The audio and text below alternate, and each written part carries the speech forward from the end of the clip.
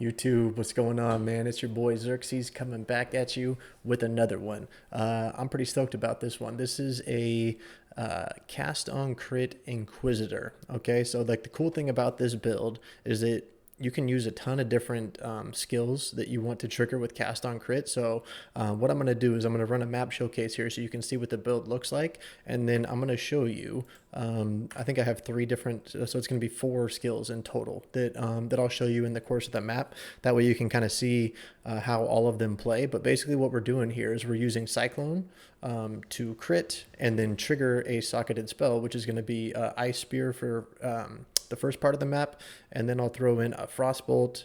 Then I'll show you Crackling Lance. By the way, guys, some of these aren't leveled up just because I haven't been using these as my main one, but I just want to show you that they can basically just plug in any skill that you want, and the build will function just as good, right? Arc works really well.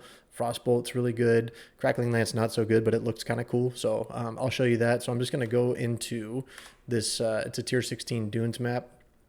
I'm going to throw this in there, and then I'll just keep on swapping in and out skills as we go through the map. That way you can kind of get a feel for the different vibes. So let's go. Anything good in here? Regret orbs. Okay, we're chilling.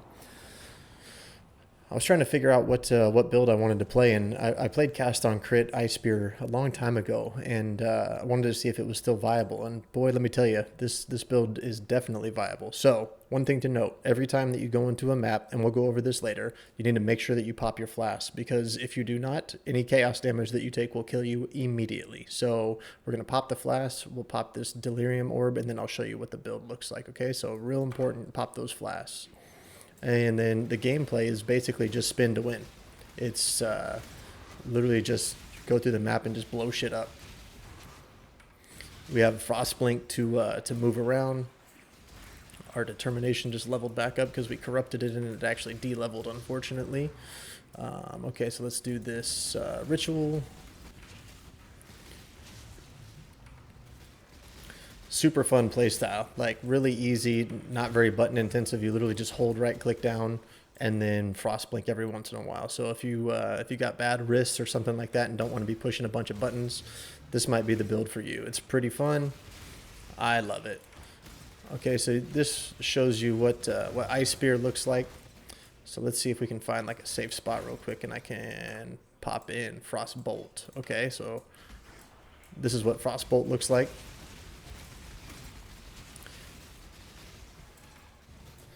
Really like this one too. It will wreck your GPU if you don't have like a super good computer, so keep that in mind because there's a lot of Frostbolts going out there.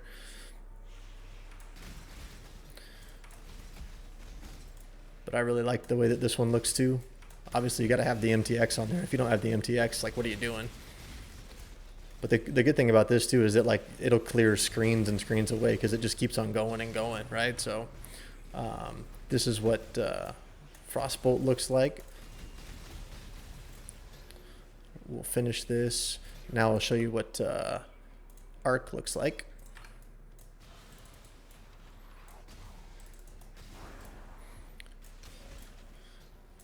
Arc's really good for clearing as well. Obviously, single target on Arc is not going to be that good, but if you're just focused on mapping and just blasting maps, Arc will just...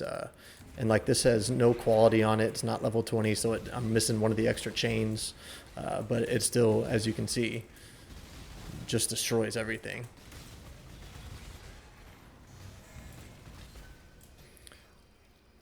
Oh, bleeding is one thing that will fuck you up in this build, and that's why it's very important to have Vault Discipline if you ever get hit with like any sort of like bleed. We are corrupted blood immune, but we're not like bleeding immune, and so bleeds and like damage over time stuff is kind of the bane of this build. So it's important to have that Vault Discipline button. That way you can hit that if you ever get into a bind.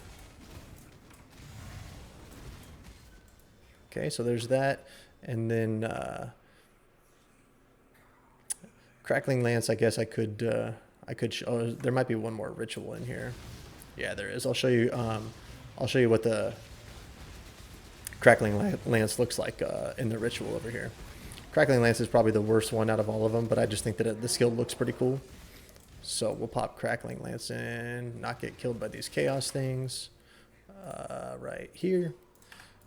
And just so you know, guys, these are the ones that I've been using, but there's a lot of skills that you can use to proc cast on crit, and they all, like, depending on what you want, they all function pretty much exactly the same. So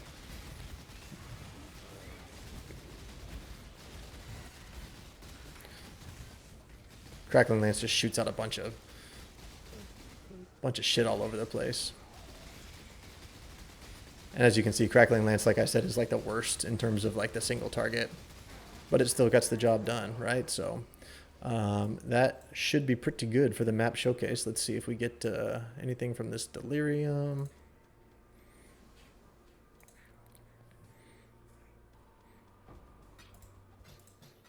Nothing too good. Anything in the ritual? I don't know what Jewel of Potency is. I saw that and I figured it might be good, so I'm going to take that. Nothing really going there. A couple of Chaos, maybe we should take that. I'm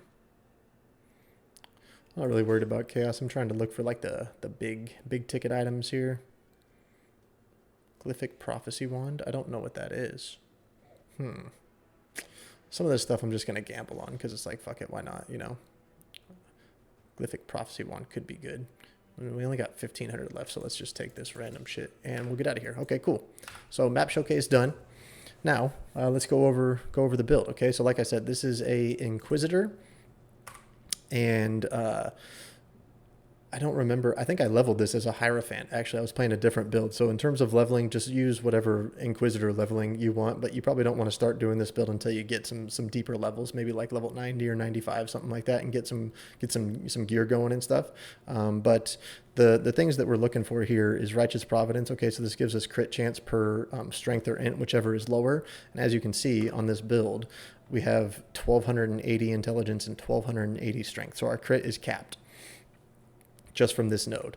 And then we take this for nearby enemies take increased LE damage, critical strikes ignore monster elemental resistance, so we don't need to worry about penetrating any res or anything like that.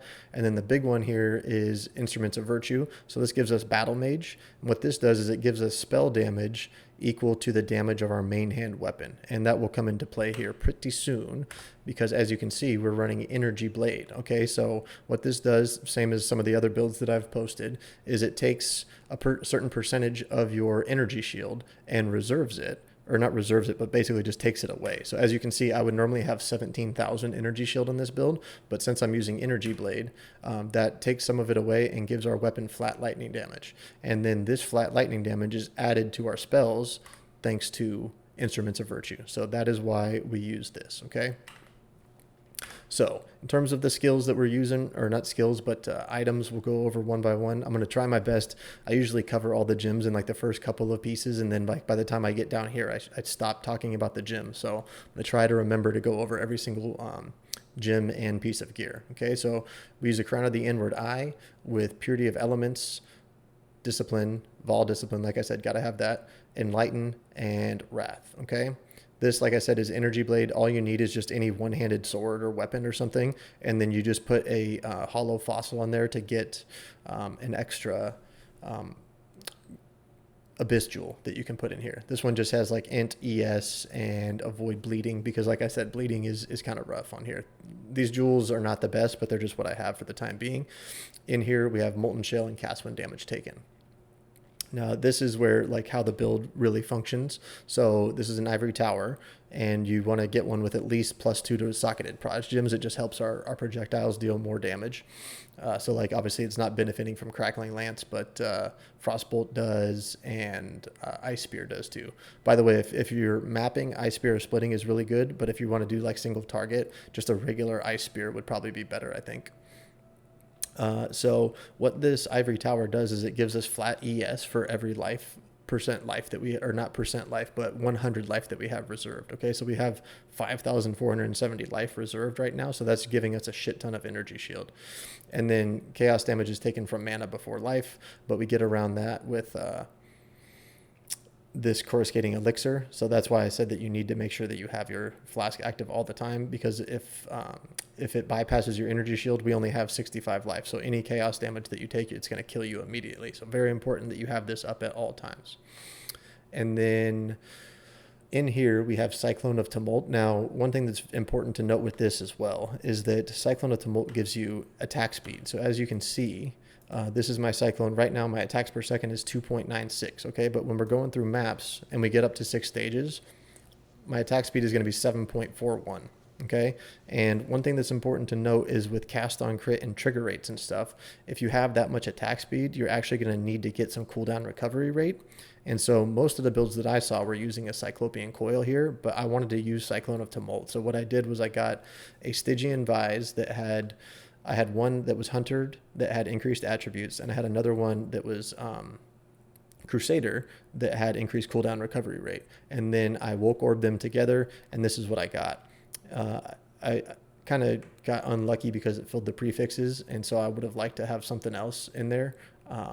But it is what it is. So I think I wanted life on there, and I can't get life, unfortunately. So gonna probably try and craft another one of these, but I will show you guys. Let's see here if I have this pulled up. Yeah, here, okay. So this is cast on crit breakpoint information. Okay, so as you can see, if you have 0 cooldown reduction, your attack speed cannot be over 6.06 APS. If your attack speed is over that and you have 0 cooldown reduction, you're gonna fuck your trigger rate. So what I did was I got 20% cooldown reduction, which puts me here, and my attack speed, you want to be as close to 7.57 as possible, but not over. So as you can see, when we go back in game, my attack speed goes up to, I believe it's 7.41, right? So I'm just at the breakpoint, but not over it, which is where you want to be. So important to note about cast on crit, okay? And in here we have Cyclone with whatever gem you want to use for damage, and then increase crit damage because we're crit capped, GMP, Spellblade, and then cast on crit. That covers this. Here we're just using an Eyes of the Great Wolf with attributes and Pierce. And then we're anointing Utmost Intellect for extra intelligence, okay?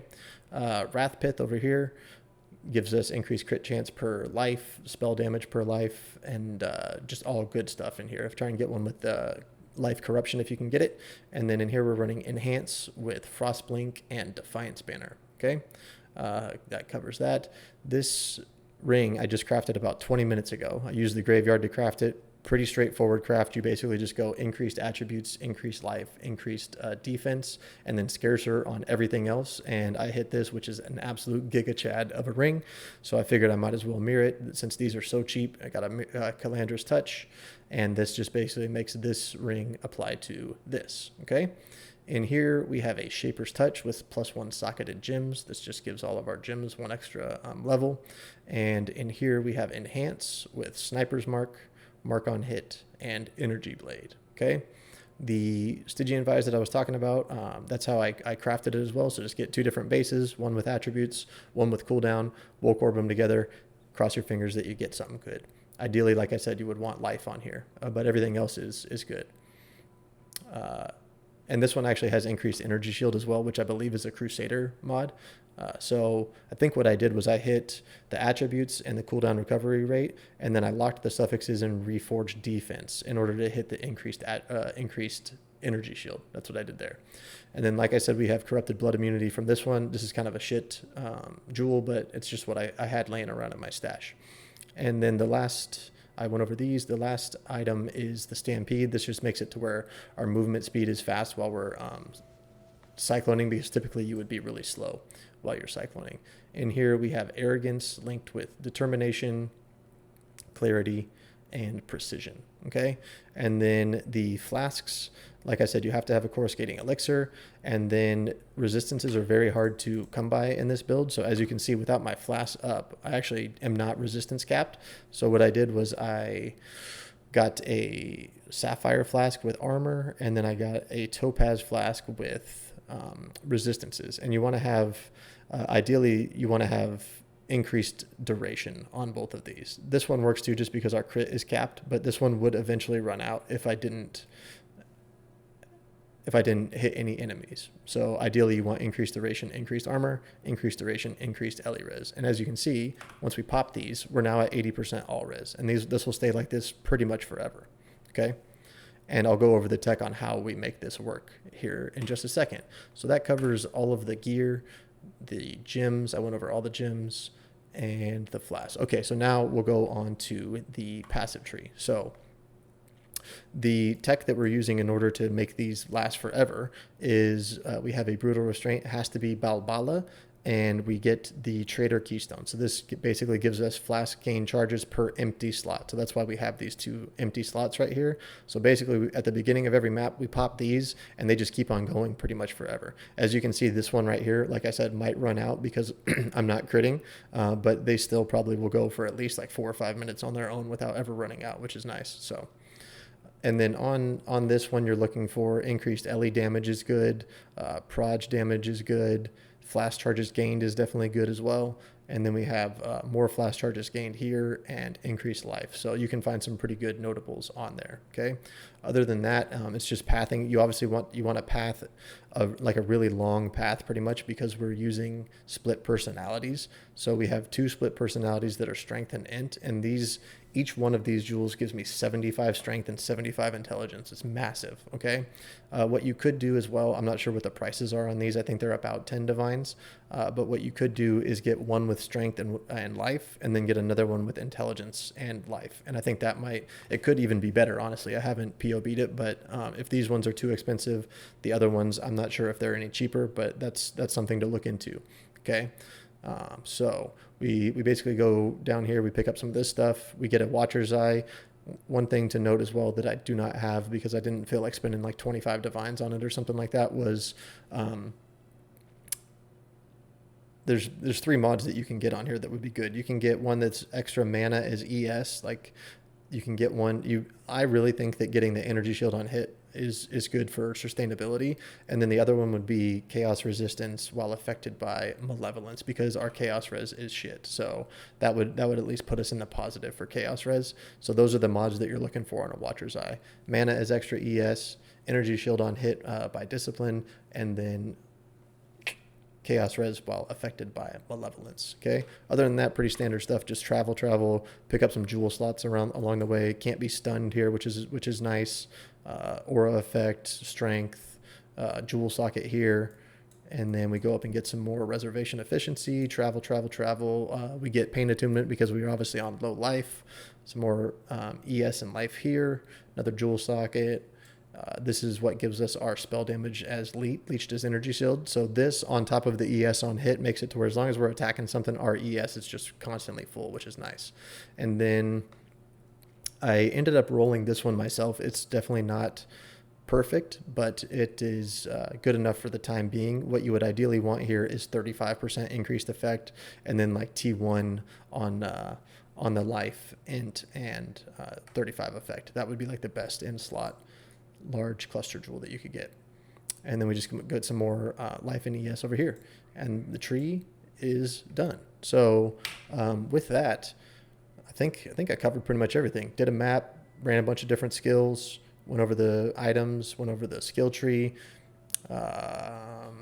For the Pantheons, I'm using this one right now, Sola Solaris, and then I'm running this one right now for Burning Ground because I've been doing some Exarch altars. But with that, guys, I think I'm going to end the video there. And if you have any questions, feel free to drop them down in the comments below. I'd be happy to try and help out. And catch me live over on twitch.tv/TheOneTrueXerxes. Thanks, guys. Have a good one. Peace out.